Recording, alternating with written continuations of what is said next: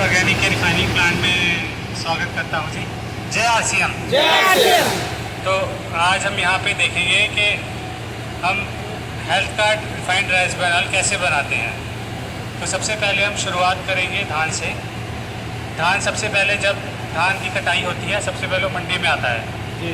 मंडी में आने के बाद धान सबसे पहले जाता है राइस मिल के अंदर। राइस मिल में सबसे पहले धान के ऊपर का छिलका उतारा जाता है जिसको बोलते हैं डीहस्किंग प्रोसेस।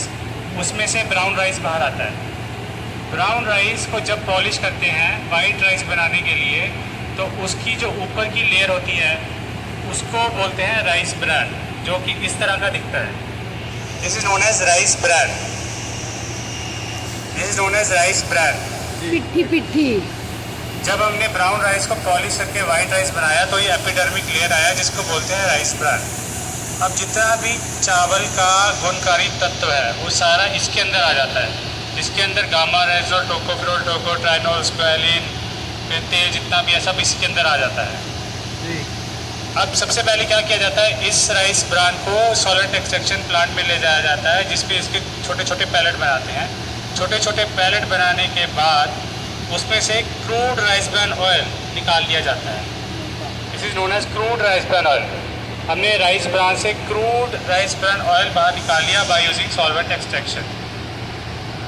अब ये क्रूड राइस ब्रान ऑयल के अंदर अलग अलग तरह की इम्प्योरिटी होती है तो उसको रिफाइन करने के लिए रिफाइनरी को 7 स्टेजेस में डिवाइड किया गया है, जिसमें से सबसे पहली स्टेज है डिगमिंग।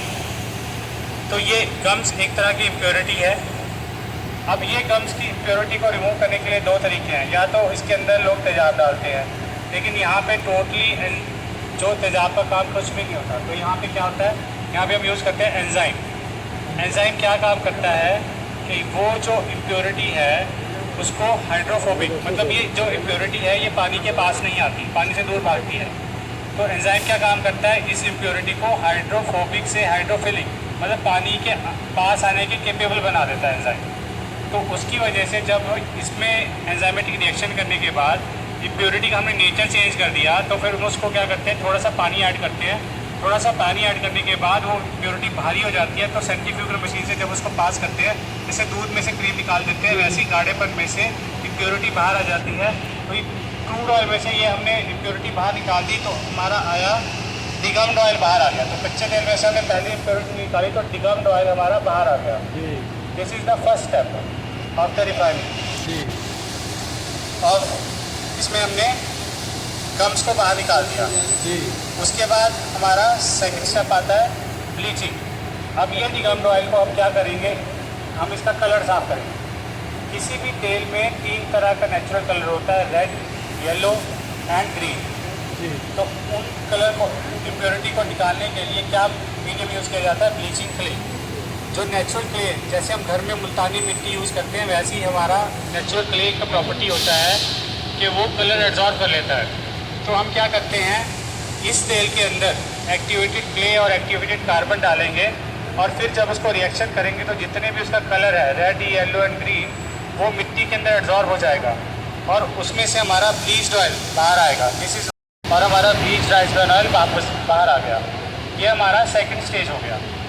इसके बाद ये ब्लीच्ड राइस ब्रान ऑयल में से हम थर्ड इम्प्योरिटी निकालेंगे जो कि है वैक्सीज। वैक्सीज आप सबने देखा होगा, घरों में कैंडल वैक्स होती है, फिर शू पॉलिश वैक्स होती है, एप्पल के ऊपर वैक्स लगता है, वो सारे रिफाइंड फॉर्म ऑफ वैक्स हैं। ऐसे ही कच्चे तेल के अंदर क्रूड राइस ब्रान वैक्स होता है। उसको करने के लिए क्या करते हैं, ब्लीच्ड ऑयल को धीरे धीरे ठंडा करते हैं अंडर कंट्रोल टेम्परेचर प्रोफाइल।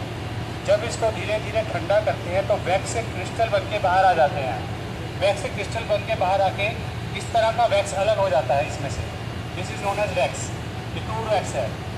इस तरह का वैक्स अलग हो जाता है और हमारे पास डिवेक्स्ड राइस ब्रान ऑयल, इस तरह का तेल आ जाता है ये वैक्सेस निकलने के बाद। तो आप देखेंगे ये यहाँ पे तेल साफ हो गया है हमारे वैक्सेस निकलने के बाद। तो this is known as dewaxed rice bran oil. तो ये डिवेक्स्ड राइस ब्रान ऑयल में से हम अगले स्टेप में चलेंगे जो कि है हमारा डीएसिडिफिकेशन। डीएसिडिफिकेशन एक बड़ा इंपॉर्टेंट स्टेप है जो कि डिफरेंशिएट करता है between physical refining and chemical refining. Chemical refining में क्या किया जाता है कि हमको प्योरिटी को टारगेट करना है फैटी एसिड्स। तो उसके अंदर क्या किया जाता है, अल्कली कास्टिक डाला जाता है। जब एसिड और अल्कली आपस में मिलेंगे तो न्यूट्रलाइजेशन हो जाएगा, तो उसको बोलते हैं न्यूट्रलाइजेशन या फिर केमिकल रिफाइनिंग। लेकिन यहाँ पे टोटल फिजिकल रिफाइनिंग होता है, तो उसमें क्या होता है, हम thermal property of the fatty acid को यूज़ करते हैं। साइंस कहती है कि कोई भी चीज़ को आप गर्म करो तो भाप बन के उड़ जाएगा। तो उसमें हम क्या करते हैं कि इस तेल को, जो हमारा डायरेक्ट ऑयल है, इसको हाई टेम्परेचर पे हीट करते हैं अंडर हाई वैक्यूम। तो उससे क्या होता है, जितने फैटी एसिड्स है उसके वेपर बन के वो तेल से बाहर आ जाता है। अब ये बड़ा इंपॉर्टेंट स्टेप है फिजिकल रिफाइनिंग में, क्योंकि यहाँ पे अगर हम टेम्परेचर ले रहे हैं तो उसके साथ में कुछ अनवांटेड कंपोनेंट्स भी बन सकते हैं, जिसमें है कि मेजर ट्रांसफैट। तो जब हम टेम्परेचर अगर हमने कंट्रोल नहीं किया और हमको रिटेंशन ज़्यादा रखा तो तेल तो साफ़ हो जाएगा, लेकिन ट्रांसफैट की जनरेशन भी होगी। तो उसको कंट्रोल करने के लिए हमने R&D करके यहाँ पे क्या स्टेटमेंट किया है कि हमने प्रोसेस टेम्परेचर इस तरह से डिज़ाइन किया है कि the transfer should be control. और आई कैन प्राउडली से ये वर्ल्ड का सबसे पहला प्लांट है जिस पे trans fat free rice bran oil बनता है। उसके साथ में ये आपके सामने पीछे डीएसिडिफायर लगा है। सो इसमें इनडायरेक्ट कॉइलों के अंदर हीटिंग मीडियम चलता है। जनरल इंडस्ट्री के अंदर मिनरल ऑयल यूज़ करते हैं, थर्मिक फ्लूइड यूज़ करते हैं। तो उसमें क्या है कि कभी भी अगर ये पंचर हो गया तो मिनरल ऑयल और खाने का तेल आपस में मिल जाएंगे और वो अपने आप में जहर बन जाएगा। अगर कम मात्रा में होगा तो पकड़ में भी नहीं आएगा। तो उसको एलिमिनेट करने के लिए यहाँ पे 100% हाई प्रेशर स्टीम यूज़ की जाती है। अगर कुछ भी पंचर भी हो गया तो प्योर RO वाटर ही है जो एडिबल ऑयल के अंदर जाएगा, बाकी इसके अंदर कुछ नहीं जाएगा।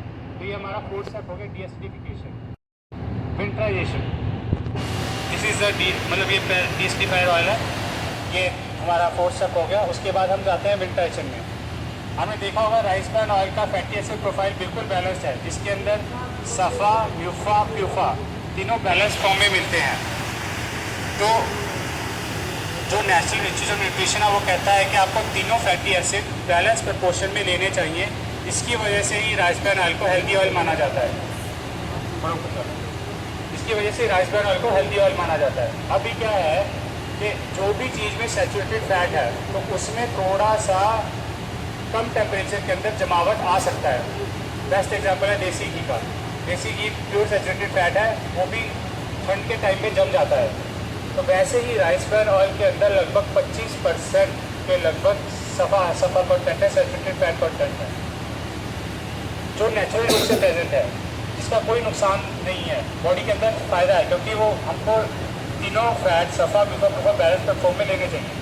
लेकिन अभी क्या है, कस्टमर परसेप्शन क्या है कि जब भी ठंड के टाइम पे भी तेल जमना नहीं चाहिए। उसमें क्या रिएक्शन आता है कि तेल में या तो कुछ डाला गया है या तेल में मिलावट है या तेल अच्छी तरह रिफाइन नहीं हुआ है।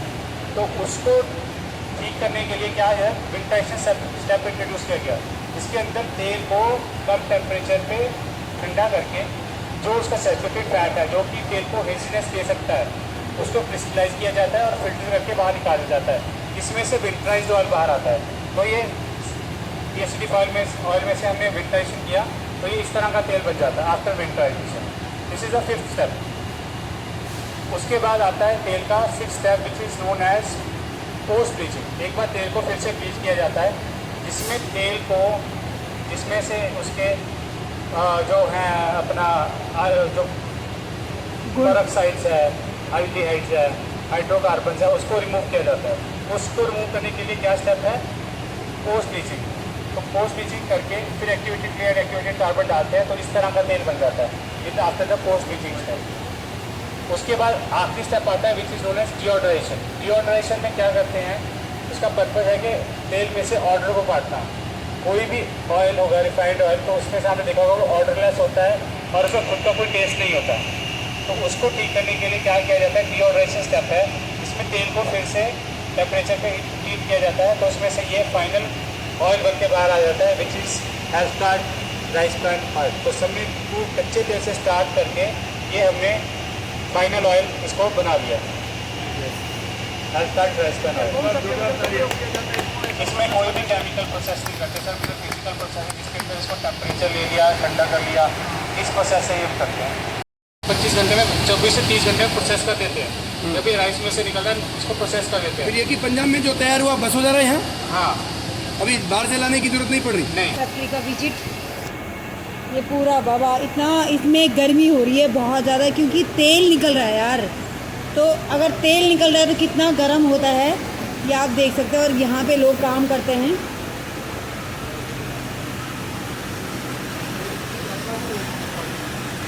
सर ये क्या हो रहा है यहाँ पे? तेल गर्म किया जाता है तो अच्छा, ये तेल गर्म हो रहा है यहाँ पे। करके तेल को उसमें जो फैटी असर होता है वो निकाला जाता फैटी एसिड जो होता है, ये देख रहे हैं आप। बहुत अगर मैं यहाँ पे बहुत ही गर्म और उसको तेल को इसमें जो फैटी एसिड होता है उसको निकाल दिया जाता है। तो आपने फैक्ट्री का देखा और साथ साथ में मैं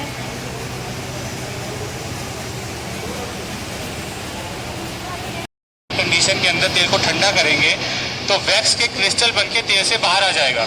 फिर जब इसको तेल को हम फिल्टर करते हैं फिल्टर प्रेस पे, तो फ्रेम के अंदर वैक्स रिटेन रह जाता है और वैक्स ऑयल हमारा पास हो जाता है। ये हमारा थर्ड स्टेप हो गया।